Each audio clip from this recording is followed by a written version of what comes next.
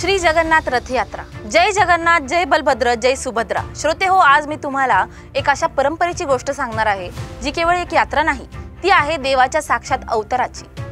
ती आहे भक्ताच्या हृदयाला स्पर्श करणारी पुरीची जगन्नाथ रथ यात्रा। आषाढ महिन्याच्या शुद्ध द्वितीयेच्या ती शुभ पहाट पुरी नगरीत एक वेगळाच गंध दरवळतो। शंखाच्या निनादात चक्रधारी प्रभूंच्या येण्याची चाहूल लागते। मंदिरात गाभाऱ्यातील द्वार उघडतात आणि 3 भव्य रथ उभे असतात। मंदिराबाहेर रथ नाही, हे तर स्वर्गातून अवतरलेले देवरथ। बलरामासाठी तळध्वज, सुभद्रेसाठी दर्पदलन आणि प्रभू जगन्नाथांसाठी तेजस्वी नंदीघोष। रथांची सजावट जणू देवतांच्याही डोळ्यांचे पारणे फेडणारी। लाल, पिवळ्या, निळ्या वस्त्रांनी मढवलेले सोनेरी घंटा, मोत्यांचे झुंबर आणि पवित्र ध्वज। आणि मग एक क्षण येतो जेव्हा स्वयं श्री जगन्नाथ, बलराम आणि सुभद्रा गर्भगृहातून बाहेर येतात, रथावर विराजमान होतात। त्या क्षणी पूर्ण पुरी नगरी स्थिरावते आणि त्या नीरव शांतीला चिरत एक गडगडाट जयघोष उसळतो। जय जगन्नाथ। हजारो हात एकत्र येतात रथ ओढण्यासाठी। कोणी गरीब, कोणी धनाढ्य, कोणी साधू, कोणी गृहस्थ। मात्र त्या दिवशी सर्वजण फक्त भक्त।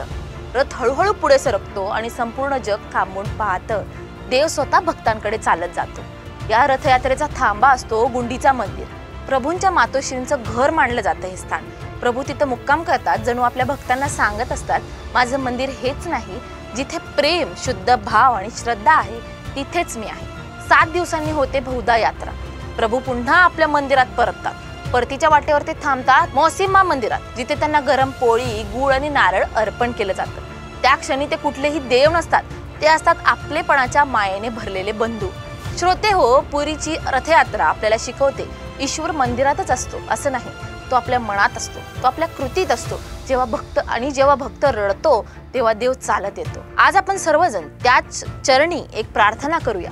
हे जगन्नाथा, आमच्या जीवन रथाला तुझ्या कृपेची दिशा लाभो, तुझ्या भक्तीत आम्हाला स्थैर्य लाभो आणि प्रत्येक यात्रेत तू आम्हाला आमच्या अंतर्यामी भेटत जा। जय जगन्नाथ, जय हरिबोल।